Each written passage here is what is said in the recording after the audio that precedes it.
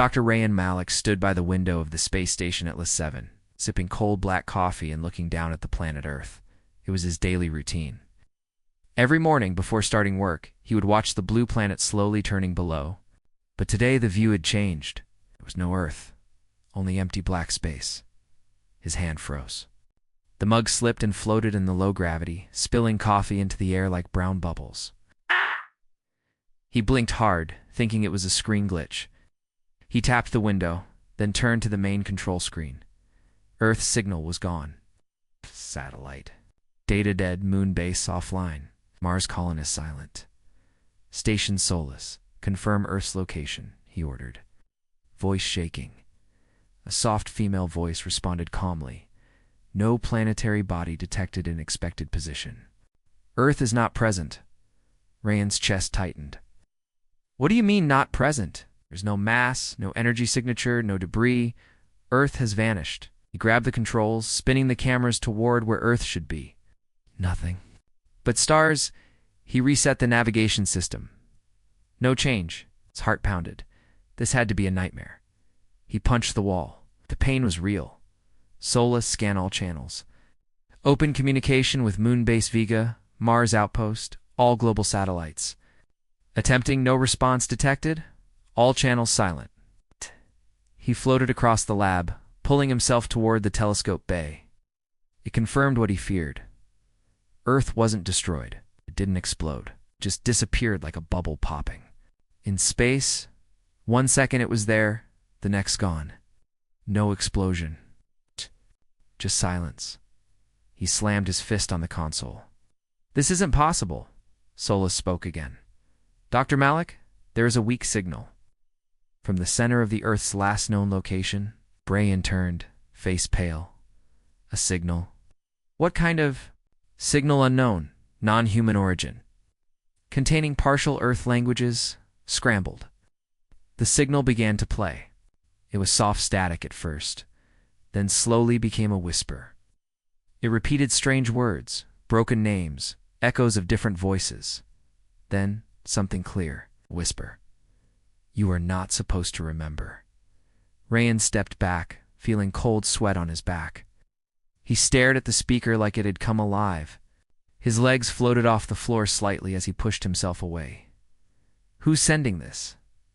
No source detected, Solus replied, signal growing stronger. He rushed to the storage room and launched a probe. It flew out of the station, heading toward the empty space where Earth had been. On the monitor, the probe crossed the line, then vanished. Gone. No trace. No impact. Lost signal, said Solus. Rayan floated in the middle of the command room, heart racing.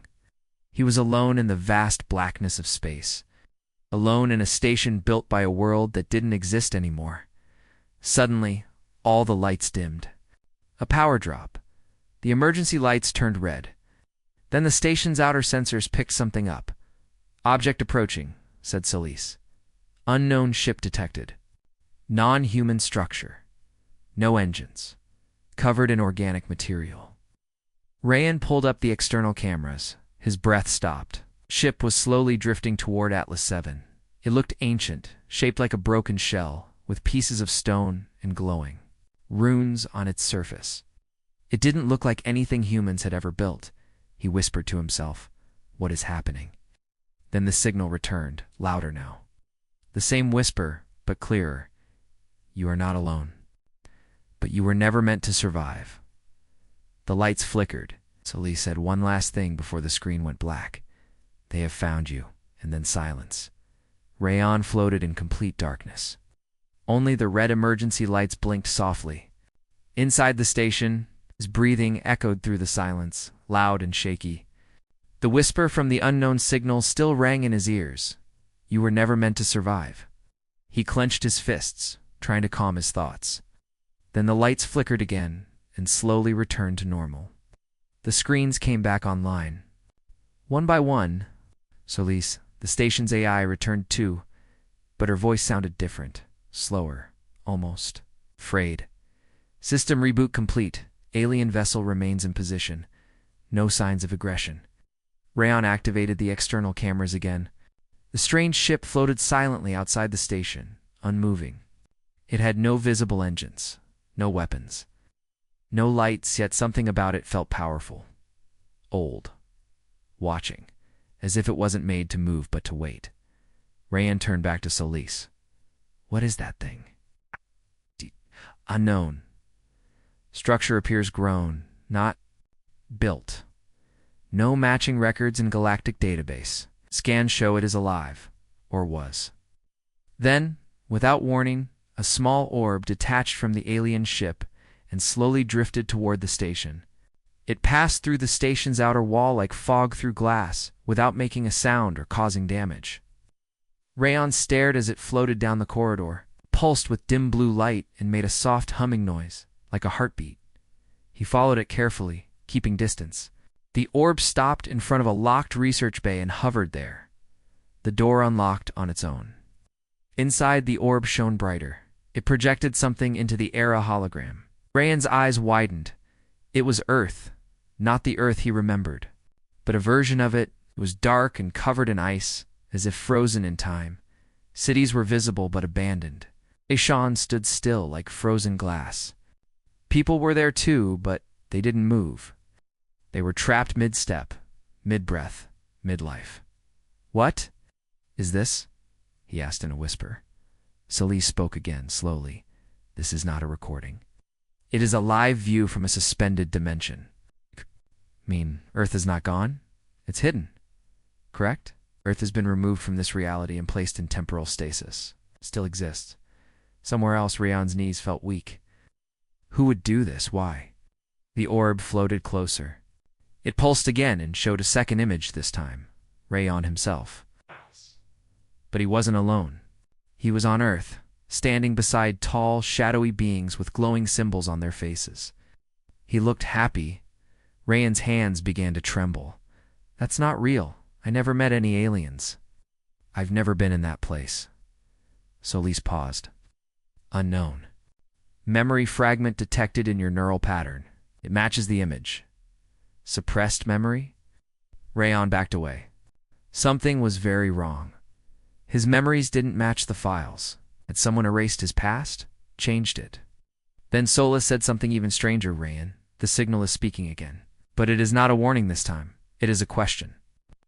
Question, he asked, barely able to speak. Solis replied slowly. They are asking. Do you remember the deal? The orb suddenly blinked red. Another vision appeared, a courtroom made of light, filled with ghost-like creatures. At the center stood Rayan, speaking, pleading. Then everything shut off again. No light, no sound, only darkness. And in that silence, Rayan whispered to himself, what did I forget? The station lights returned slowly, flickering as if struggling to stay alive.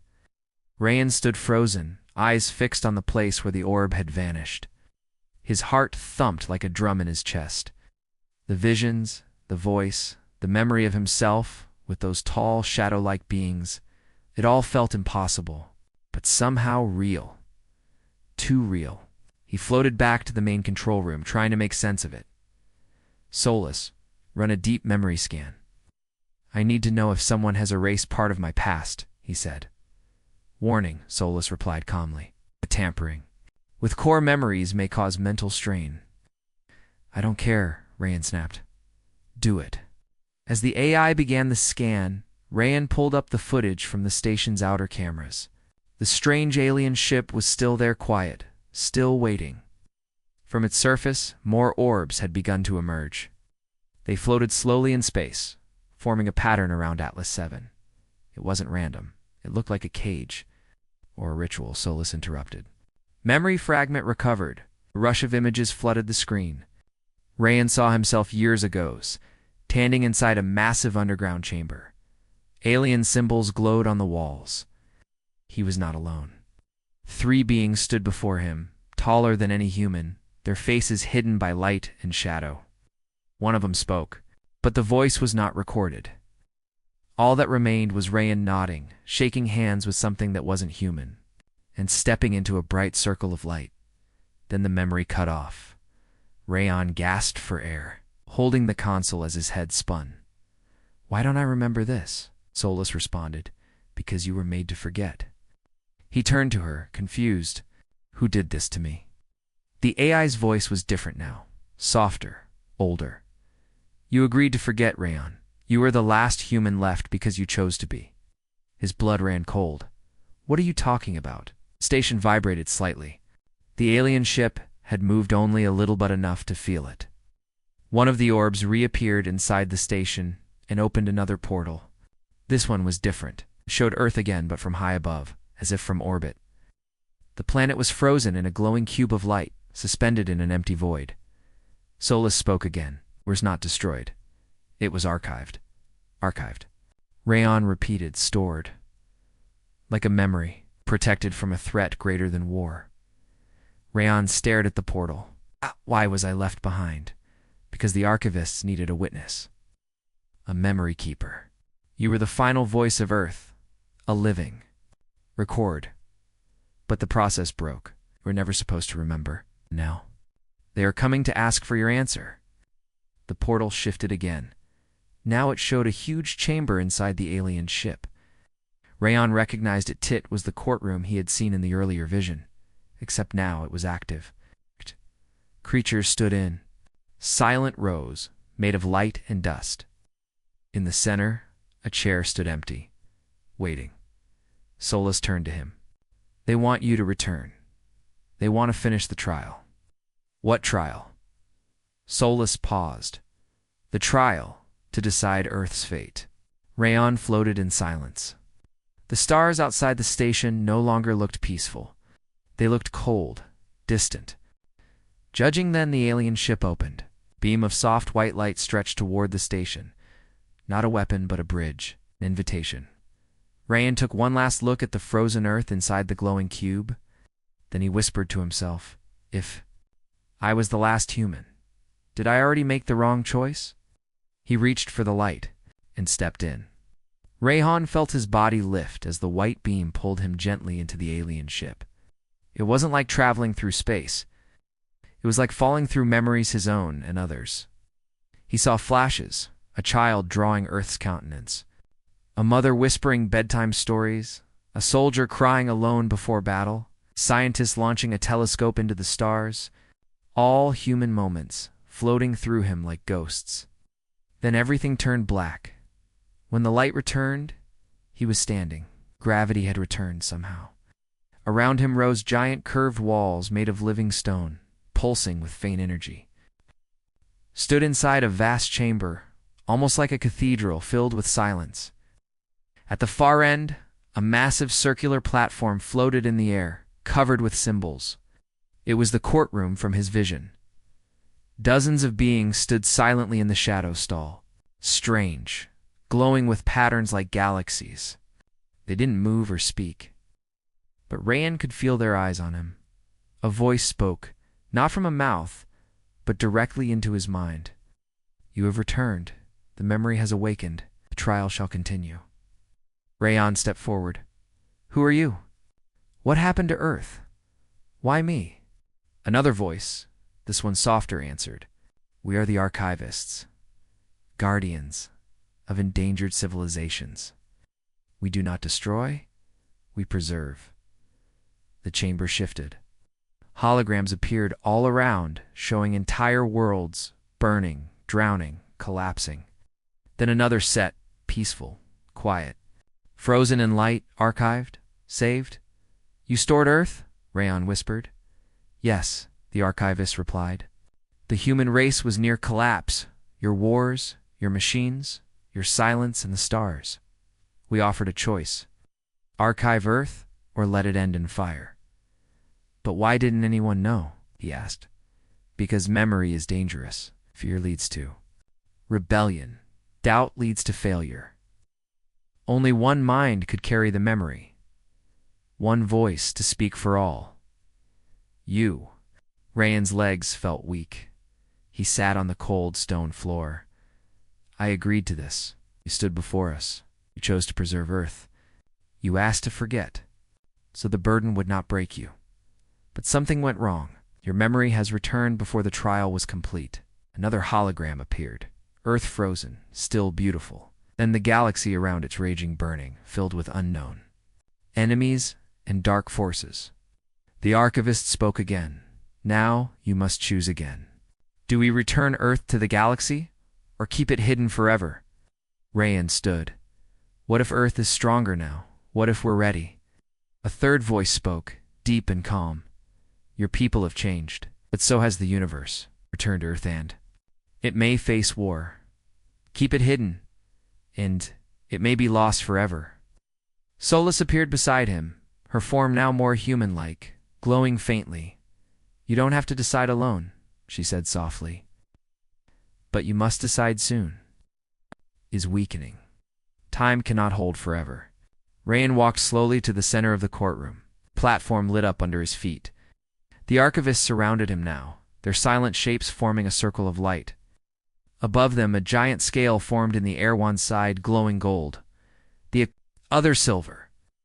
Earth floated between them, spinning slowly. This is the trial of the last human, the archivist said in unison. You are the voice of your kind. Speak. Rayan looked up at Earth. His voice was quiet but steady. I need to see it. I need to feel it again. Solus nodded. Then we take you into the archive. Light surrounded him once more. The courtroom vanished, and Rayan opened his eyes, standing on Earth, but not in the present, in a memory. His memory, his home, his street, the family, frozen in a perfect moment. He reached out to touch his mother's hand, and time held its breath. Rayan stood in the middle of a perfect moment. The wind moved softly through the trees, but the leaves did not fall. His mother's hand was warm in his, but she didn't blink, didn't breathe. Everything around him, his home, his street, the people, was frozen in time, not dead, just paused, like a memory held too tightly. This was the archive. He stepped forward slowly, heart aching. His father sat on the porch reading the news. His little sister played with her toy robot. They looked exactly how he remembered. Tears filled Rayan's eyes. He whispered, You're all still here. Solus appeared beside him, her glowing form slightly transparent. This is your final chance, Rayan. The archive is weakening. If Earth stays frozen too long, the memory will collapse. The world you knew will be lost. He looked at her. If I bring Earth back, it could be destroyed. Yes, she said gently. The galaxy outside has changed. Wars are burning in the stars. New empires have risen. Some will see Earth as a threat, others as prey. Rayan clenched his fists. Why did they make me decide alone? Earth trusted you, Solus answered. The archivists did not force this. It was your people. A last message from the world's leaders sent just before the vanishing. They said, let one of us carry the weight. Let him choose. The sky above shifted. It turned into a giant viewing screen. Rayan saw the courtroom again. The archivists waited silently. The golden and silver sides of the scale remained balanced. One final vote remained. Solus spoke again, her voice low and calm. You have seen Earth. You have remembered your past. Now choose. Open the archive, or let it sleep forever. Rayan looked around. His heart was torn in two. One part wanted to keep Earth safe and touched, perfect. But the other part, the human part, refused to let the story end here. He closed his eyes and remembered. History books, stories of explorers, inventors, rebels, and dreamers. He remembered laughter, struggle, hope. No, he said at last. We were never meant to be frozen. We make mistakes, but we grow. We fall, but we rise. We're human. He turned to Solus. Bring Earth back. The sky above cracked with light. The memory around him shook. Trees bent. Buildings blurred. His family flickered like stars. Solus raised her hand. So it shall be. The archive began to dissolve. Earth started to move again. Time returned. People breathed. The ocean stirred. The wind whispered through the trees for real.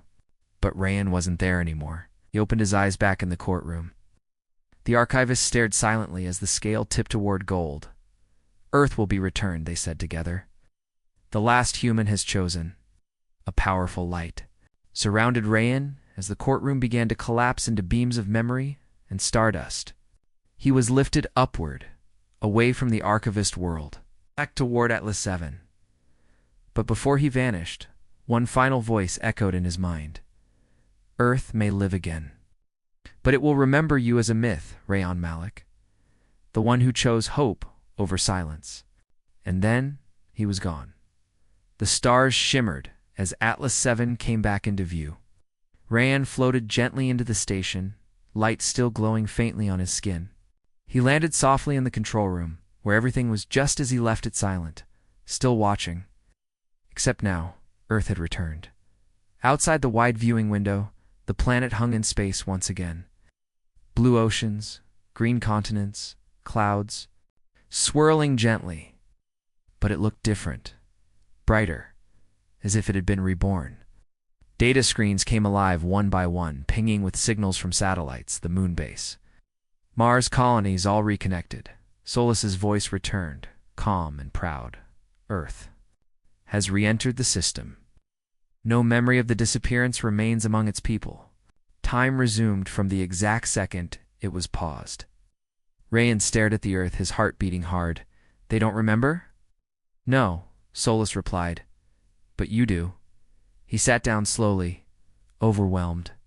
The station hummed quietly. Everything felt unreal, like waking up from a deep dream. Except this time, the dream had saved an entire world. Solis, what happens now? You remain the memory bearer. Earth continues forward. The archivists have erased all trace of their presence. No one knows what happened except you. That was the agreement. He nodded slowly. Then I did my job. You did more than that, Solus said softly. You saved them. Suddenly a message blinked on the screen. General alert from Earth's orbital command. It was a request for identity confirmation. The system was trying to place Rayan Malik, but no record of his mission existed. No launch logs, no file of Atlas 7 in official databases. It was as if his mission never happened. Rayan smiled sadly. I really am a myth now. He typed a response, then stopped.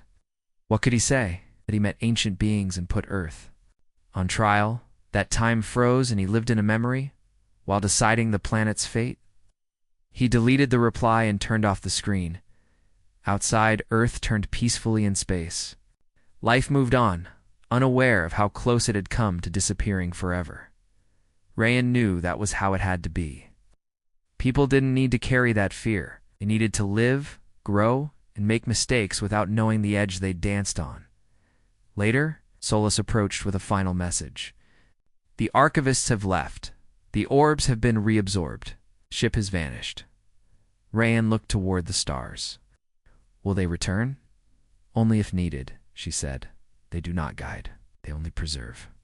He stood in front of the window. One last time. Then let's hope Earth never needs them again. Solus looked at him. Would you like to return home? He thought for a long moment, then shook his head. Earth is already full of people, families, children.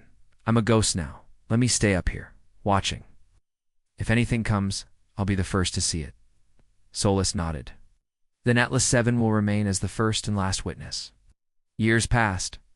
Down on Earth, children looked up at the night sky and wondered about the silent station that floated above them. Some said it was empty. Others believed a man lived there watching, waiting, guarding. In schools, old legends were told about the last human who once stood before the stars and chose to bring the world back from silence. They didn't know his name, but they believed in his story. And in the quiet heart of Atlas 7, Rayan watched, not as a hero, not as a god, just as a human. The last one, who remembered. The years passed like quiet waves in space. Atlas 7 drifted silently above Earth, a forgotten satellite in the minds of most. Its signal was never picked up by the ground stations again. To the world below, it was just another relica machine from a lost mission, but up there inside its walls, Rayan Malik still lived, not ageless, not untouched by time, but with a purpose so deep it burned brighter than fear or loneliness. He had food, water, recycled air, power, but it wasn't the machines that kept him going. It was the earth itself.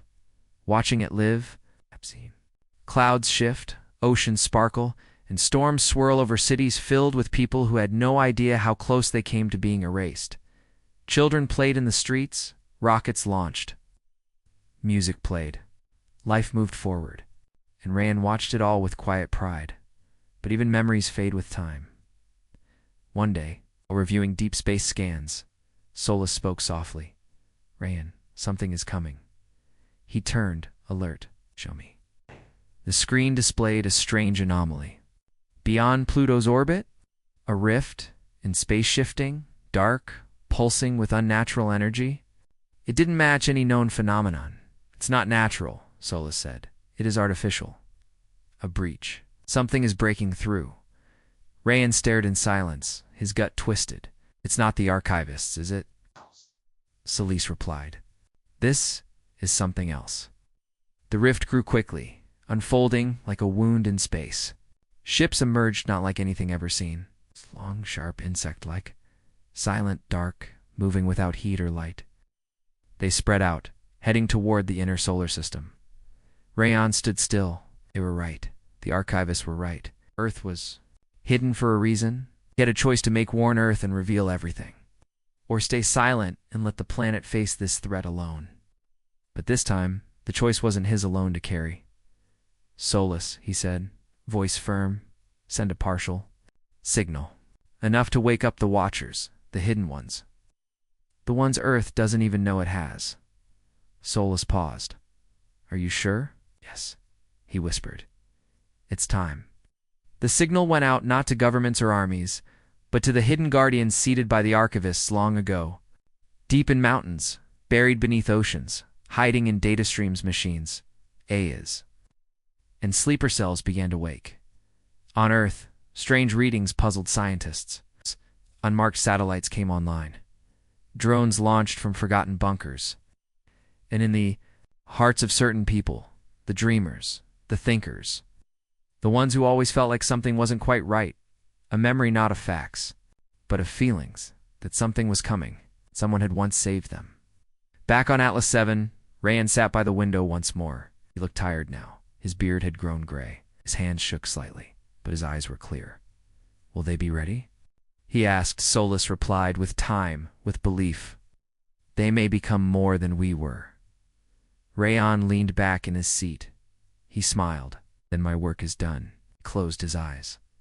And somewhere far away, the archivists watched silently. They did not interfere, they did not guide, but they remembered, and they waited down on Earth. A young girl looked up at the stars one night. She pointed to the small blinking light in the sky. "Papa," she asked, "what's that one?" Her father smiled. "That's the Watcher Star. They say someone lives up there. K, a man who saved the world. Does anyone know his name?" "No," the father said softly. "But they say he remembers us all." And high above, in the stillness of space, Atlas 7 blinked once, then faded into the stars.